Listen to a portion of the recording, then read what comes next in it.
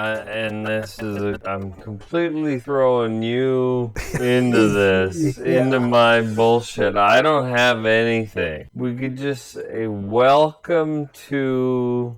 You start. I have no idea what we're even doing, and it's my idea. I better say it. What do you call it?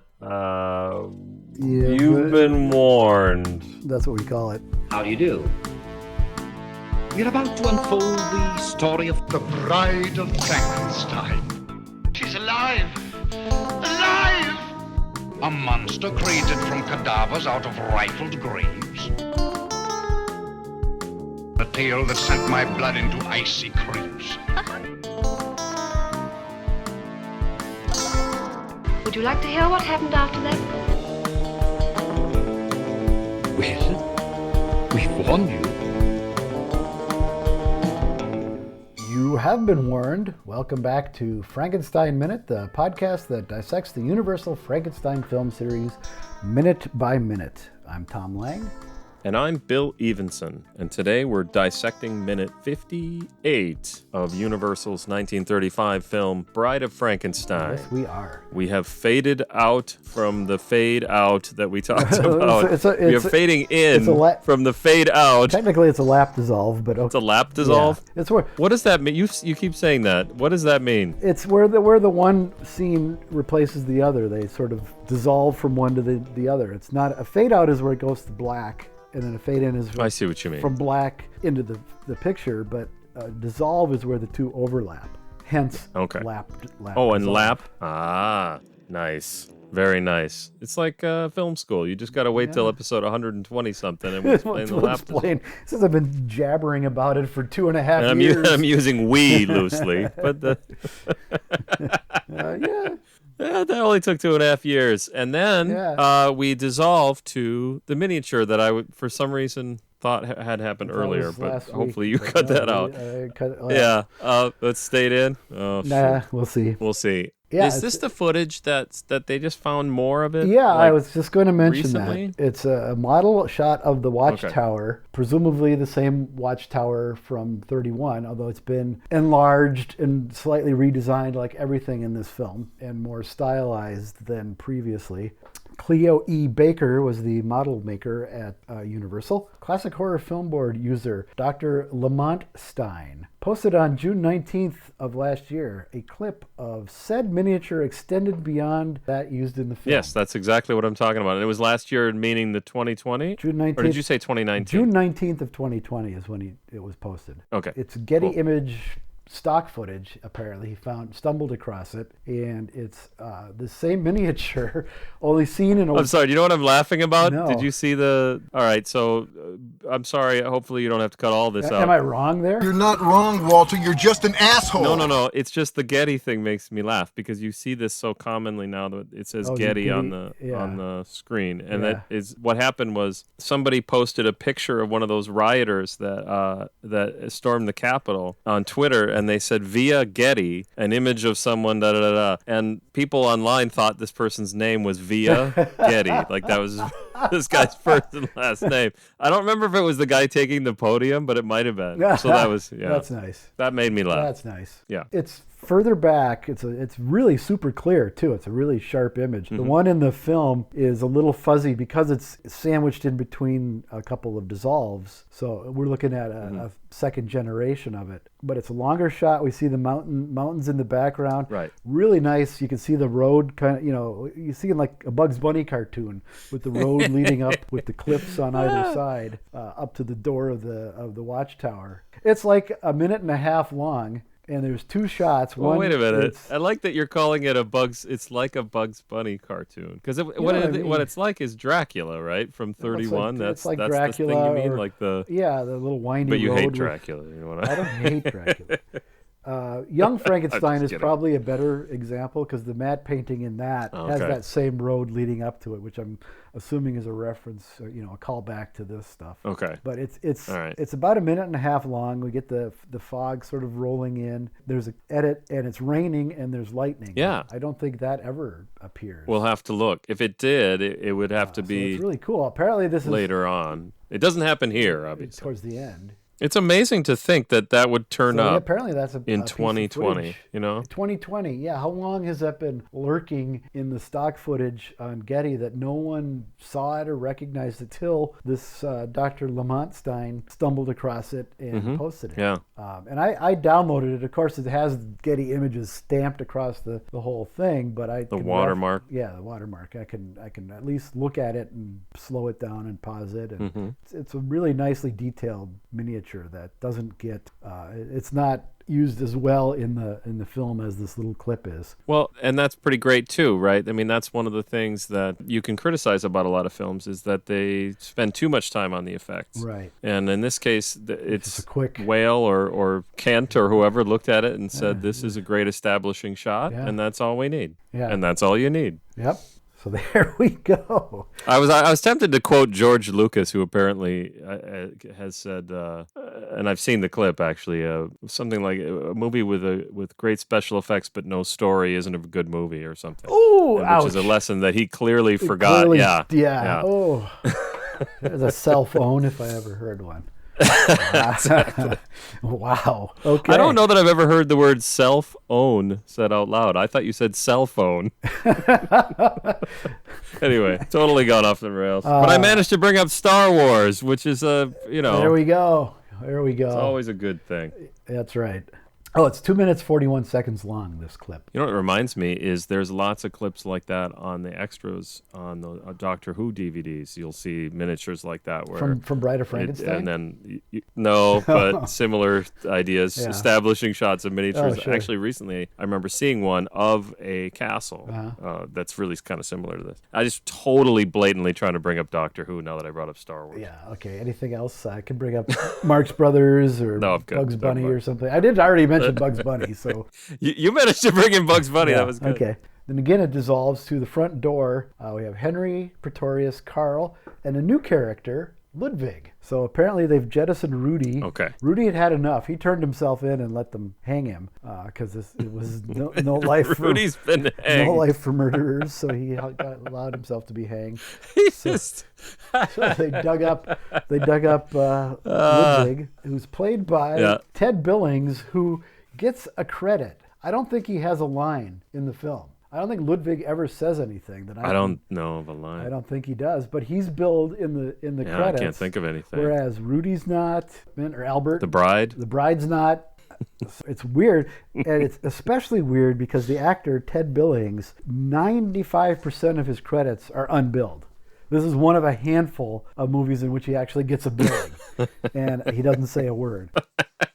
He's just kind of in the background. So if you look him up on IMDb, it says he's best known for Ludwig in Bride of Frankenstein. Yeah. Ted Billings, born April 7th, 1880 in London, England. Right. Died July 5th, 1947 in Los Angeles. He was 67. Has 149 credits from 1917 to 1947. 90-some% are uncredited, like I said. And here we go. Get ready. Moby Dick from 31 with John Barrymore.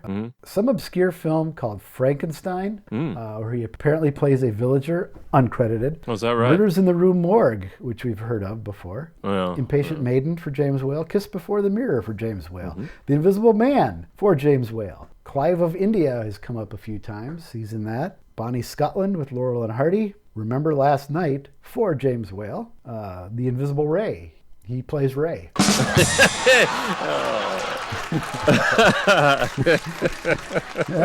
I'm sorry. With this delay on the Zoom call, I'm just picturing you on your end looking at me doing nothing for a second. You're like, I thought it was a good joke.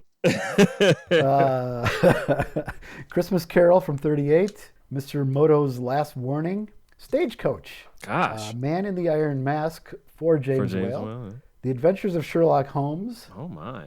Hunchback of Notre Dame from 1939. Tower of London, which Karloff and Rathbone are in. A little quickie called Horror Island, which I happen to like. It's kind of just a goofy... It's on one of the Universal sets that they just put out at Scream Factory. I knew I'd recognize the name from somewhere. Jekyll and Hyde from 41. How Green Was My Valley. Shadow the Thin Man. Sullivan's Travels. Mrs. Miniver. Tales of Manhattan. Sherlock Holmes and the Voice of Terror, Sherlock Holmes and Secret Weapon, Flesh and Fantasy, The Lodger, which is a Jack the Ripper sort of a thing, Invisible Man's Revenge, Man in Half Moon Street, The Body Snatcher with Karloff and Lugosi as well, Scarlet Street, Tarzan and the Leopard Woman, Bedlam with Karloff, Of Human Bondage, Razor's Edge, and The Secret Life of Walter Mitty with Karloff. Wow. That's just a portion. He's, like I said, he's got a... It always amazes me when you bring up a resume or whatever of somebody's work, and I've got half of them, and I've seen them all, you know? Exactly. I mean, these are highlights. There's stuff I had never heard of as well. I'm sure, yeah. There's probably some crap in there that I haven't heard of. When the guy's got, what did I say, 149 credits, picked and chose. Wonder if he ever has any speaking roles in any of those. Yeah. I honestly don't remember him in, I'm sure he played just a villager or a grave robber, or, I don't know. Nothing really. I wonder how many more characters are going to be introduced in this movie, because I think that there's probably only one. One more. Okay, and you have some notes on that as well, I'm guessing. Yeah, when we get there, yeah. I'm sure I will. We get there. I'm sure I will. Dreadstone says Pretorius has rented the Watchtower, which makes no sense because this is clearly the same building that Henry had. Well, he could rent it. He could rent it, I from suppose, Henry, I guess. From Henry. Well, we talked about it. And then the Baron will pay. Yeah. So there you go. We talked about it earlier. Make a lot of sense. We talked about it in Frankenstein. Does Henry own this place? Is he just squatting? It's never made clear the actual ownership of this building. It was often referred to as an abandoned watchtower. Right. Well, yeah. I mean, that's canon. That's in the films. Yeah. And who said that? Edgermont or you said Dreadstone? Dreadstone says that Pretorius rented it. Yeah. Well, fuck him. I know. It doesn't make any sense. Henry has the key, so he unlocks it and leads everyone inside. Then there's a nice tracking shot left to right. One of those through the wall shots again, where they're outside. The tracks past. We haven't seen one of those in a while. There's a few coming up. It seemed like we talked about that a lot, and there are a few coming up. Yeah. Yeah. It's like there's something about this set maybe that made that lends itself to that. Lends itself to it with the big thick, huge block walls. Yeah. I mean, obviously, it's funny to even speak about it because obviously they're not big, thick block walls. Right. They're it's a set. Yeah. But that lends itself to that idea of putting that in. Tracking through the, better than, say, someone's hut. It wouldn't really look the same going to a hut through the wall. He leads everybody in through the wall to the same staircase in Frankenstein. Again, redesigned, enlarged, more detailed, more stylized, but it's clearly the same place. Still that stairway off to the right. And it's Colin Clive and Dwight Fry. I mean, what more do you want? Are back. Yeah, they've come home. They are back in action. Can you see them, or are they? Or are they just? I mean, it's a fairly wide shot. You do see them on the outside. You can see them. You can see who they are. Yeah. Henry says that the steps are a bit slimy, I suspect. And Pretorius says, I think it's a charming. The subtitle says touch. It's a charming touch, but it's hard to hear. I think he says house. I think it's a charming house. Oh, really? It's hard to hear. He could say touch, and I'm just interesting. Getting old. I thought he was saying touch, so I'll have to go back and listen And that's probably again. Right, because that's what the subtitle says. Well, we've known the subtitle. Believe me, I'm not going to lean on the subtitle. Yeah. Why are they slimy is what I was thinking, and I guess it's obvious. If you have just stone steps in an abandoned watchtower, probably quite damp, humid, and nobody's caring for it. Nobody's scraping the mold. And there's no glass on any algae. No glass on any of the windows, so if it rains, it's all going to come in. Yeah, that's a good point. There'll be. Although there was glass on that one window when he looked down on. No, or wasn't there? I thought there was. No. Maybe just. Yeah, it was a weird process shot. Oh, okay. We couldn't quite figure out how it was put together. That's what it was. Yeah, but yeah, I think the idea that the steps are slimy, it sounds really treacherous in this case because this already looks kind of scary. Well, it looks like you wouldn't want to circumvent this thing. And then to have Pretorius be like, I think it's charming. If he does say it's a charming touch, that's sort of hilarious. Either way. You're right. Either way, even if he just says, I think it's a charming house, either way, it doesn't matter what he's saying. Because that in combination with the music, to me, the music is kind of whimsical here. Yeah, a little bit. The movie is telling us this is going to be great. We're going to have fun now. Yeah. And the person that we're sort of going to guide us in this direction is Pretorius. Oh, absolutely. And for him to say it's a charming touch or whatever he says helps to push us into that notion. Because what they're going to do is just as gross and disgusting as they did in the last film. Yeah. They're going to do it in exactly the same way. But this time, it's hilarious fun. This is so great. It's as James Whale said, it's a hoot. It's a hoot. And Henry certainly doesn't feel that way. Henry is coming to this from a completely different angle. Than he was as we'll in see. 31. He's a little more than he was in the first one, where he was obsessed and whatever. He didn't seem to be having a great time then either. But at least this time, he's not the height of hilarity, Henry. Yeah. Henry's a bit of a downer generally, so it's kind of fun to have. It can be to have Pretorius. Yeah, you have that counterbalance. Yeah. With Pretorius and Carl. They're sort of the comic foils. And apparently Ted Billings. Ted Billings is hilarious as well, doing absolutely nothing. He was the center fielder for the Mets, I think. Yeah. Then there's another dissolve, and we're into the lab, and here's where this comes in. There's a great description in the script of the laboratory. Oh, okay. You're going to go to that. Yeah. Did you have something different? I just wanted to say, I think I covered everything, except to say that the script, it just says Henry and Pretorius enter with lanterns. Yeah, they don't really go into it. And then Henry and Pretorius ascend. It doesn't have any character or the depth that the film gives it. Yep. So, sequence H-1. Interior Henry's laboratory, night, medium shot. Note, this is the same scene that witnessed the creation of the monster in the first picture, but now remodeled on more elaborate scientific lines. The creation scenes will be much more elaborate than in the original, as all we saw in the first picture was the body elevated over, ready to retrieve life. Sheeted over is what I have here. Sheeted over, sorry. Yeah. Did autocorrect get you? Yep. Props in this big room should be the same as they were here before. Plus the new stuff called for in various shots. Yeah, you got it. Go ahead. I'm stumbling through this. So in the various shots that follow, some of the machinery used before can be duplicated. It's funny that we both wrote this out. Yeah. Some new stuff is called for as described in what follows. The roof should be constructed as before so that half of it slides back, controlled by levers like the rounded dome of an astronomical observatory. Well, here again, it's an example of the script having that color and flavor to it. That not necessary, but it's a fun read. This script. Yeah, If we're doing my dream novelization where you're combining the four sources together, this description would have to be in there. Yeah. Although I guess it really doesn't work as a description for a novelization to say it's just like in the first film. The first picture, yeah.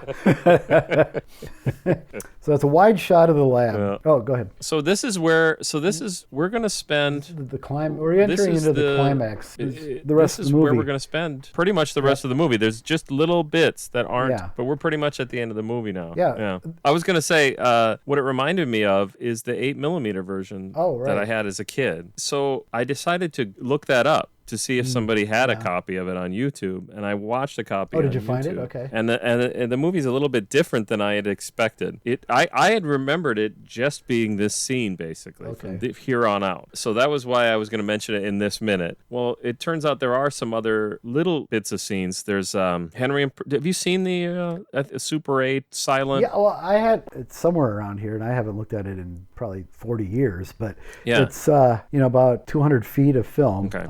Mine was sound. The Bride of Frankenstein one I had was sound. The Frankenstein was silent they had the titles superimposed under the, like a foreign film. Oh, okay. Well, this one the one I happened to find on YouTube was the same one that I watched as a kid. It had title cards. It was silent, but it had title cards like a silent film. And it was great because some of the stuff doesn't match exactly with what's going on. And I wish that I had looked this up before this minute in particular that I'm going to talk about, which covered weeks ago, but when Pretorius and Carl and Rudy go down into the crypt and they open the casket and then they cut to that shot of the woman lying in the coffin that the monster stumbled. Karloff encounters with the veil. Yeah, and she's got the gauze over her face. And then they cut back. It's not like an accident. They cut to it as a cutaway and then cut back, and then Pretorius says, "I hope her bones are firm," or whatever it is. And it occurred to me that is almost certainly why I thought that was her. Is because I watched a movie over and over again as a kid in which that was her. You're right. That was the bride. Mine does the same thing. So I think that's interesting. Yeah, the Super 8 I have does the same thing. Does it really? I hadn't thought of it before, because now that you say that, too, because it all comes back. It had to contribute to our thought process on it. The other thing I note is it's very streamlined. It's a 10 or 11 minute whatever film about the making of the bride. Yeah, there's that's other it. There's no or... Valerie Hobson's not in it. Yeah. I mean, maybe she's in it at the very end, but she's not a character in it. Una O'Connor's not in it. It's just really focused. The Hermit's not in it, And that's what made me think of it when we got to this minute. I was like, this is the movie I watched as a kid. And it's funny, too, because when we introduced ourselves in episode 0, I always say, I came to these films from Young Frankenstein, and then I watched blah, blah, blah. But really, I'm kind of forgetting that as a little kid, we would fire up the movie projector and watch Bride of Frankenstein. But it was a little bit different version. I shortly thereafter supplanted the Super 8 with the VHS that came out. Okay. Once I got the VCR, When do you think that happened? When do you think that be? 82, 83, 84. Okay. And when you're listening to the soundtrack, it's odd because, it becomes this boom, boom. And I even initially wrote that it's a plucked string for the heartbeat, but I listened to it. No, it isn't. It's a drum. I just don't know exactly. Drum, it's just a really light, like a timpani. And it's funny to listen to it out of context because the point of the scene is that the rhythm is uneven. Yeah. So it's just an odd musical thing to have. And it goes on for a minute and a half or so on the soundtrack of just that. Yeah. Oh, yeah. I thought you fainted there or something. Sorry. Okay. I'm just playing with some little thing in my hand, and I dropped it. And I had to grab it, or I won't have anything to play with. So that's my that's my La La Land soundtrack story. Well, also the other thing about that is Henry points out that the beat is irregular, uneven. Yeah. It's a good little device in a way because we as viewers, there's no ambiguity about what's happening.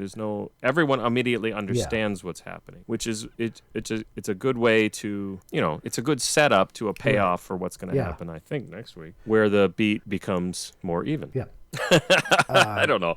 I'm always impressed by something that has that sort of simplicity. There's a visual and audio evocative representation. It's basically we start with a wide shot of the room. Carl's in the foreground at some kind of burning cauldron or something that he takes something out of and puts it in a tray. I'm assuming they're sterilizing their it's like a primitive autoclave or something that they're sterilizing their equipment. Brings it over to Pretorius, who's again fussing over the body, we assume, because it's covered with a sheet, but it has a basic human shape under the sheet. It's not as obvious as the first film where it's almost like the mummy where you can see the bandaged up. Right. He brings it over to Pretorius. Pretorius takes something out of the tray, and Carl kind of just shoots him a look, like almost, I don't know, it's a weird moment. I think it's hilarious that you said that because I was going to say it's weird. Yeah. Because Pretorius gives him a look too. They have a weird moment. I don't know exactly why. They glare at each other for some reason, and I'm not. Yeah, I don't know. Maybe they just fucking hate each other. I don't know. Maybe